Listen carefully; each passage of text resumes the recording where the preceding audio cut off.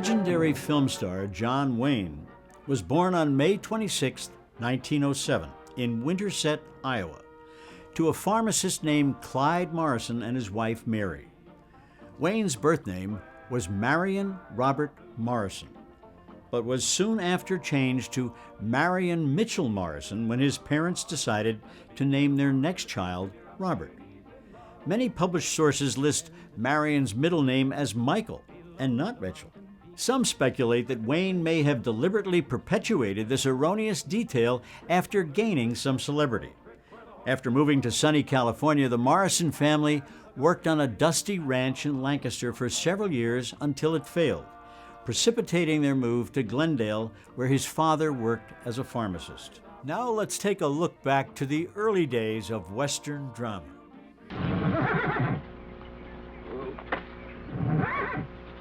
There's something I ought to tell you. Guess now's as good a time as any. You're gonna have every young buck west of the Missouri around here trying to marry you.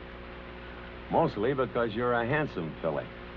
But partly because I own everything in this country from here to there. They'll think you're gonna inherit it. Well, you're not. You're gonna leave most of it to... well, to the nation, really. For a park. Where no lumberman will cut down all the trees for houses with leaky roofs. Nobody will kill all the beaver for hats for dudes, nor murder the buffalo for robes. What I'm gonna give you is a 500-cow spread on the upper Green River. Now, that may not seem like much. It's more than we had, your mother and I. Some folks are gonna say I'm doing all this so I can sit up in the hereafter and look down on a park named after me. Or that I was disappointed in you. Didn't want you to get all that money. But the real reason, Becky, is because I love you. And I want you and some young man to have what I had. Because all the gold in the United States Treasury and all the harp music in heaven can't equal what happens between a man and a woman with all that growing together. I can't explain it any better than that.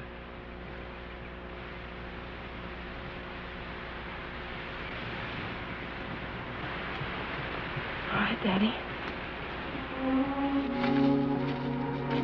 Becky.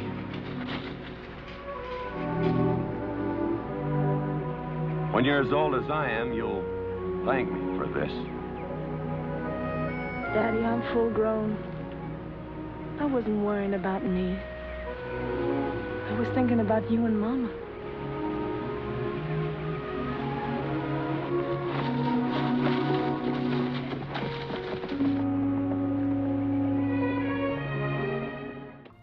As a young man, Marion delivered medicine for his father and sold newspapers around town. He had a dog, an Airedale named Duke. Well known around town, the local Glendale firefighters started calling young Marion Duke, and thus his nickname was born. Duke became an active member of the Glendale chapter of the Order of Demolay, a youth organization associated with the Freemasons. In 1970, as a senior Demolay, he was invested with the Demolay Legion of Honor. In July of that same year, like his father and his father's father before him, Duke became a Freemason at the Marion McDaniel Lodge No. 56 in Tucson, Arizona. He was also a member of the first class to be inducted into the Demolay Hall of Fame on November 13, 1986. Duke was a determined and very promising young athlete. He played football for the 1924 championship Glendale High School team. Based on his impressive athletic skills in high school, Marion Morrison won a college football scholarship, making it possible for him to attend the University of Southern California. But his promising football career came to a swift and tragic end when he broke his leg body surfing at Newport Beach. After leaving USC, Wayne found work in the film industry as an extra and a prop man. His first break came when he met director John Ford while working as an extra during the filming of Mother Machree in 1928. At the time, Duke was still going by his birth name, Marion Morrison. It wasn't until after the filming of The Big Trail, Duke's first starring role, that he became John Wayne. Now, another classic moment in American film history.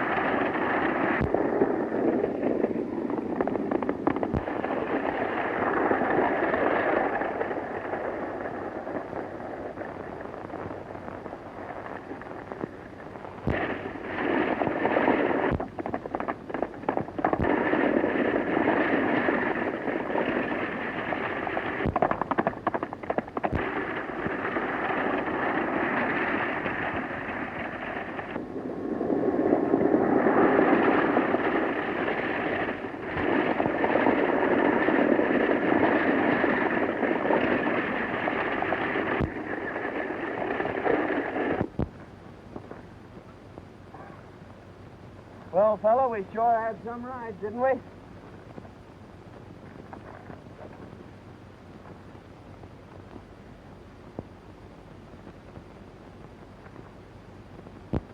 Come on, son, let's go sit down and kind of pull ourselves together.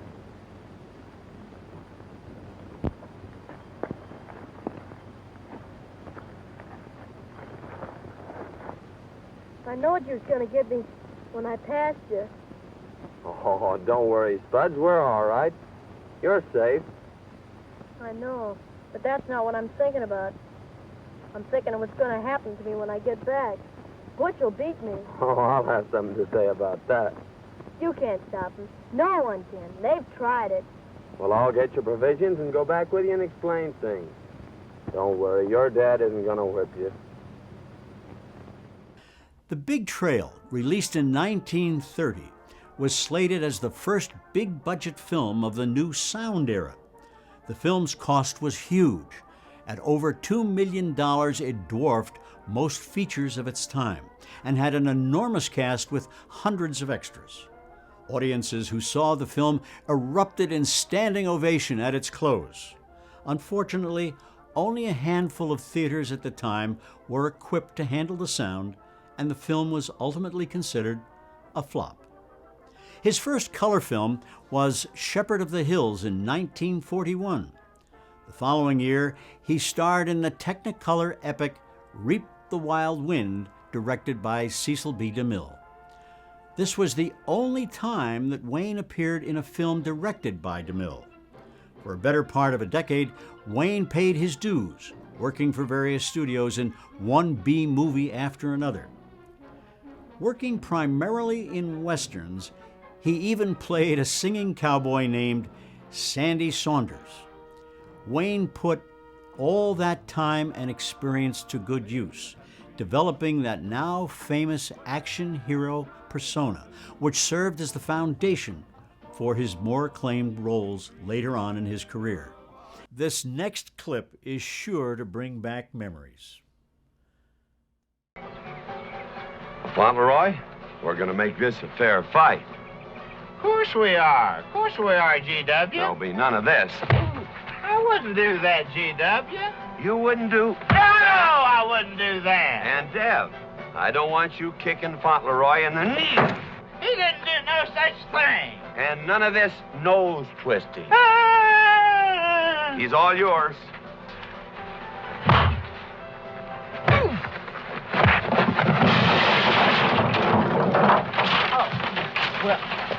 Well. Shoot him, Daddy. Shoot him at once. Well, why? My honor is at stake. Well, now, Your Honor. Absolutely. He impugned my honor. Impugned? What does that mean? Slander. He slandered my honor. He did? I said what I said, and I'll stand by it to the death. He admits it, see? Shoot him. Well, what is he admitting to? Why, he called me a... I won't even repeat the word. I didn't necessarily call you anything, but I said what I said, and I'll stand by it to the death. Well, just for the tally books, what did you say? I said that any girl who would permit a man to kiss her before they're formally engaged is a trollop. He said it again. Shoot him. Now, hold on. No, don't hold on. If you're my father, if you love me, you'll shoot him. Well, I'm your father, and I sure love you. So? Oh, you shot him. You really shot him. Hey! He dies. If he dies, he'll be the first man ever killed with a blank cartridge. We use this to start the races on the 4th. Hey! Thanks a lot, miss, but the name is Jones. I said Smith. And if you pardon me, I'm going to lock up Mr. Jones. I'm waiting for Mr. Smith. Well, in that case, I guess we'll both wait for him. Well, you needn't trouble. Oh, it's no trouble. I haven't anything else to do. Couldn't you find some other place to do it? Well, I could, but you wouldn't be there. Is there anything you want? Sure. What's in those bottles? Nerve tonic. But you don't need any. No, but my horse does. He's all run down. I think I'll take one.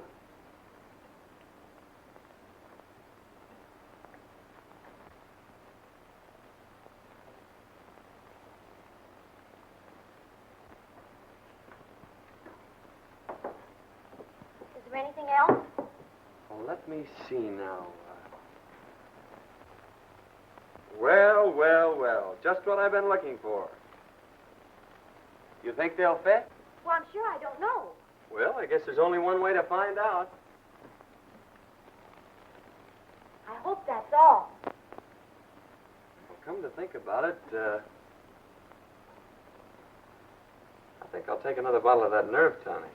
My horse is pretty well run down.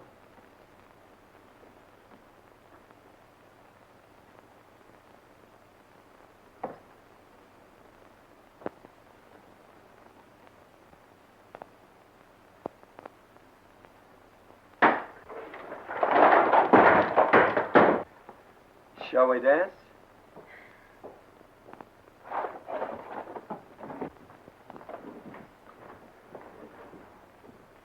I'm so glad to see you, Parson Smith. Well, I'm right on time. Well, you couldn't have come any too soon to suit me. Oh, well, if I thought it meant that much to you, I could have been here long before this. Well. So this is the Parson Smith. Jones is my name, Doctor. How do you do? But haven't I seen you someplace before? Was it a party? A farewell party. You were going away. But come now, Doctor, what can we do for you? I have it. How about a necktie? It'd look very becoming with that outfit. Will you stop this nonsense so we can pick these things up and close the store? Oh, are we ready to go? And just where do you think you're going, Mr. Jones? Oh, well, you can come along, Mr. Smith. That is, if the young lady doesn't mind. I wish I had your nerve, Mr. Jones. That's easy. Why, you... Don't say it. Wait a minute. If it's going to cause all this trouble, you both can take me home. Wayne didn't limit his roles to acting. He worked behind the scenes as well and started producing his own films in the late 1940s. His first producer credit was on Angel and the Badman in 1947. And during the course of his career, he ran a few different production companies, including John Wayne Productions, Wayne Fellows Productions, and Batjack Productions. Duke was a well-known conservative activist and anti-communist. He jumped at the chance to play the lead in the movie Big Jim McLean in 1952.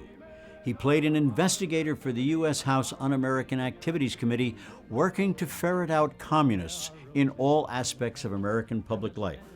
Off-screen, Wayne's personal life was closely aligned with his on-screen character. He played a leading role in the Motion Picture Alliance for the Preservation of American Ideals, a group of conservatives who wanted to prevent communists from working in the entertainment industry.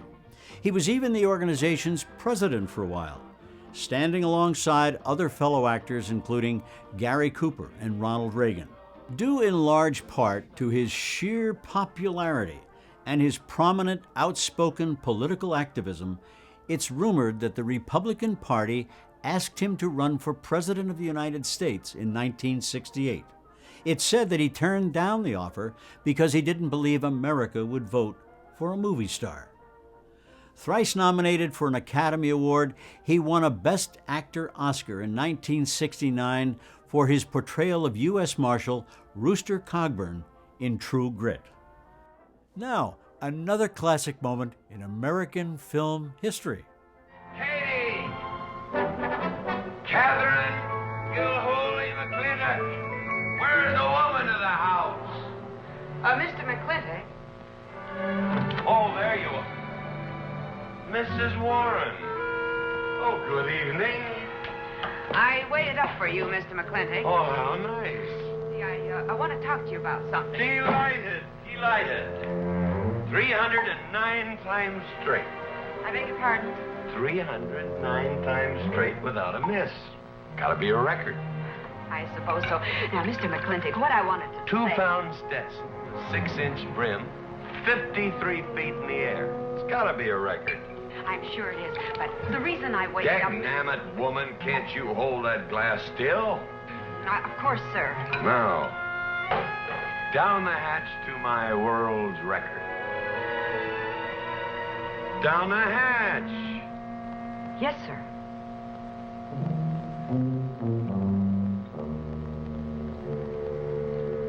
And now, to the governor of our territory. The governor of the territory, sir? Now, don't you stick up for him, Mrs. Warren. You're a fine woman, Mrs. Warren. But you'll certainly go down in my estimation if you stick up for Cuthbert H. Humphrey, governor of this territory. I don't mean to Down change... the hatch. Oh, yes, sir. Down the hatch. Cuthbert H. Humphrey, governor of our territory, is a cull. You know what a cull is, man? A cull is a specimen that is so worthless that you have to cut him out of the herd. Now, if all the people in the world were put in one herd, Cuthbert is the one I would throw my rope at. At whom I would throw my rope at. Natural-born cull. Another touch, ma'am? Oh, no, sir, no. Well, I don't mind if I do. Good. Can't walk on one leg. Oh, I didn't mean to be vulgar, ma'am. Can't walk one limb. It's all right. Sounds silly. Only a bird can walk on a limb. You know my wife? Her name's Kate. She insists on being called Catherine. Do you know her? Of course, Mr. McClintock, and that's what I wanted to talk Well, to you. she thinks that Cuthbert H. Humphrey is panting for her like a bull buffalo at the first green up of spring. But what Cuthbert is panting for is my money. Don't make me feel like I'm drinking alone, ma'am. Very well, Mr. McClintock, if you insist. Down the hatch. Good.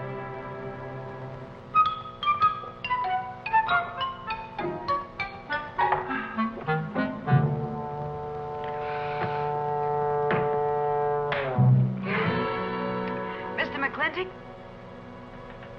I have something very important to say to you. Very important. Guess it'll have to wait till the morning. Toodle. Wayne beat a bout of lung cancer in 1964, further cementing his tougher-than-nails image. But 15 years later, in 1979, at the age of 72, Wayne succumbed to stomach cancer. Wayne was posthumously awarded the Congressional Gold Medal shortly after his death, and in 1980, President Jimmy Carter awarded him the Presidential Medal of Freedom. After his death, John Wayne's children founded the John Wayne Cancer Foundation in memory of their father. Mr. Wayne made his last public appearance at the Academy Awards ceremony in April of 1979, where he drew an emotional standing ovation when he strode out on the stage to present the Oscar for the Best Picture. In March 1990, the U.S. Postal Service issued 4 commemorative 25-cent stamps honoring classic films from 1939. One of the stamps featured Wayne as the Ringo Kid in Stagecoach, an acclaimed film from 1939. Wayne starred in movies of almost every genre, but by far he was most well known for his portrayal of the classic American cowboy. John Wayne embodied the archetype with his tall, broad stature and his confident, gruff, no-nonsense attitude, a true American tough guy on and off the screen. Duke became a legend.